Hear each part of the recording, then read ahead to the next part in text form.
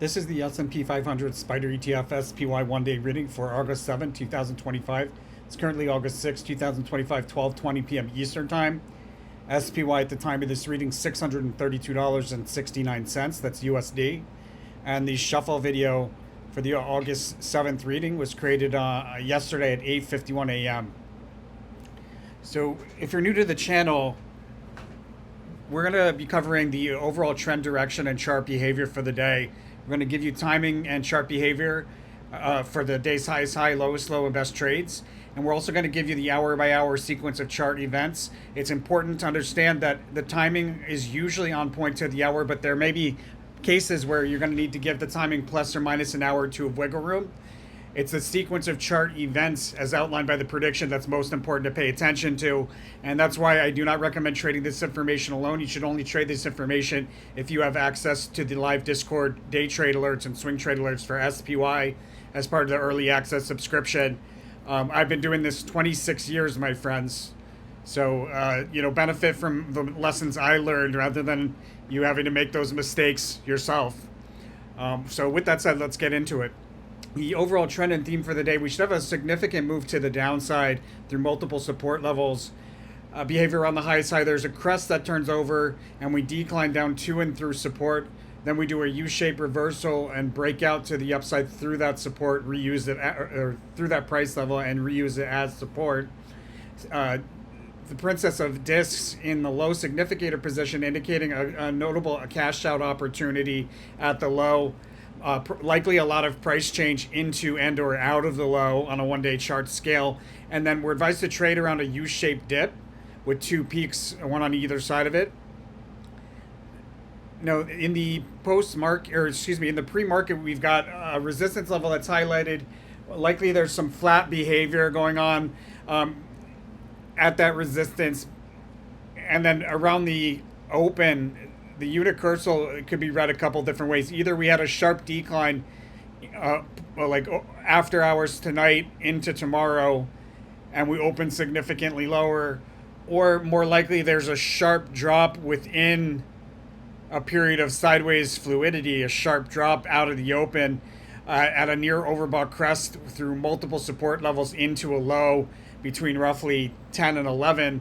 There's a resistance level highlighted between 10 and 11 that we failed to break through many times before and or failed to break through, will fail to break through many times in the future. It's an important technical price level on a multi-day scale. And then we have an important range highlighted midday between 12 and 1. Again, important range on a one-day scale minimum. And it looks like it's to the downside. We likely have a low for the day between 12 and 2 o'clock. Most likely it's going to be around 1:30ish. It's a little hard to read, but there's a strong possibility out of the low we have a significant move to the upside. But keep in mind, into the low, we will definitely have a significant move to the downside through multiple support levels into that low. And then it's possible that there's a notable move to the upside out of it. I wouldn't open up a long position because it's a little iffy. That's a good place to close a short. And then between 2 and 3, we have bumping along resistance sideways, usually bullish behavior, but mostly bumping along resistance sideways. We attempt to establish support between 3 and 4.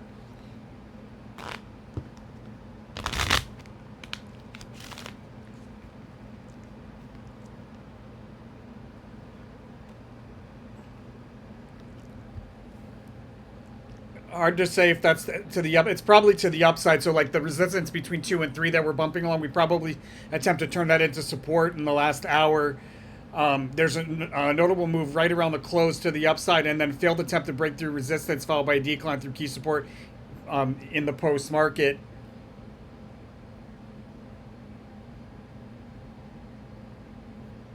Sneak preview for the following day, we have a decline to revisit a support level on the multi-day scale that we recently met before. So what I would want to do is, if you've been following along today, you're looking for opportunities to get into short positions. We actually just advised to open up a short position here And so far, so good. This is holding up quite nicely. This is an example of the TradingView chart drawings that you get as part of the early access subscription as well. Actually, it says open short OS, open short, and the time date that it was predicted. So if you've been following along, you'd be in a short or getting into a short today with the expectation to close out of it tomorrow. You might take the opportunity to close out of the short at this first low. I think it's always risky to hold it longer and try to go for more gain. So if you have a significant profit here, you should just take it and maybe revisit opening a short for a day trade. Otherwise, you should hold it until roughly the 2 to 3 o'clock low that we have there. That's where you would want to exit out of the short most likely.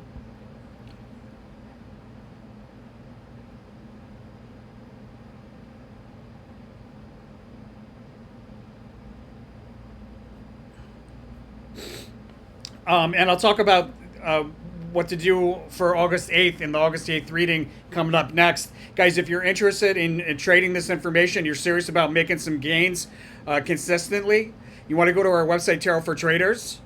Hover over Order Now, click on Subscriptions.